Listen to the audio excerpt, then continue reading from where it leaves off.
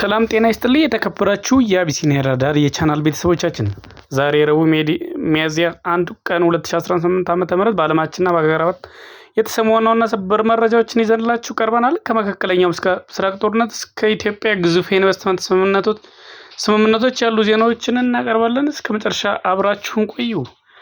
ቀጥታ ወደ ዓለም አቀፍ ዜናዎች ስናልፍ መካከለኛው ምስራቅ በእስራኤልና በሊባኖስ ሂዝቡላ መካከል ያለው ውጥረት አደገኛ ደረጃ ላይ ደርሷል። እስራኤል በሊባኖስ ድንበር ላይ የደህንነት ቀጠና ወይም ቡፈር ዞን ማወጇን በይፋ አስታውቃለች። ይህ በቀጠናው መጠነ ሰፊ ጦርነት ሊቀሰቀስ ይችላል የሚል ከፍተኛ ስጋት ፈጥሯል። በሌላ በኩል በኢራንና በእስራኤል መካከል ያለው ወታደራዊ ፍጥጫ እንደቀጠለ ነው።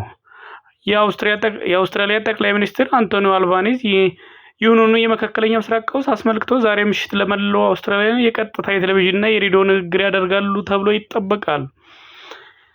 ለቀጣዩ የተባበሩት መንግስታት ዋና ጸሐፊነት ውድድር የቀድሞ የሴኔጋል ፕሬዝዳንት ማኪሳል በእጩነት መቅረባቸውን ተከትለው በርካታ የአፍሪካ መሪዎች ድጋፋቸውን እያዥጎደጎዱ ይገኛሉ።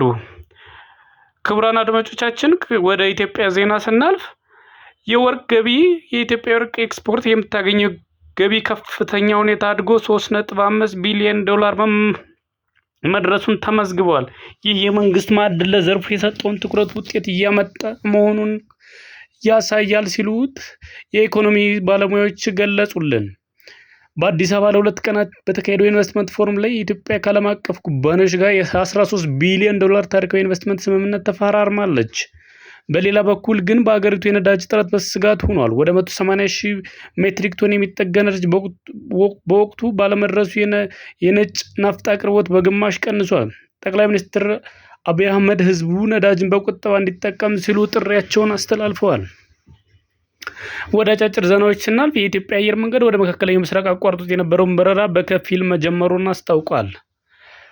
ወደ ስፖርቱ ስናልፍ በስፖርቱ ዘርፍ ኢትዮጵያ በአፍሪካ ዋንጫ አፍኮን የማዘጋጀት እድሏን በተመለከተ ከሚመለከታቸው አካላት ጋር ሰፊ ውይይት አካሂዳለች።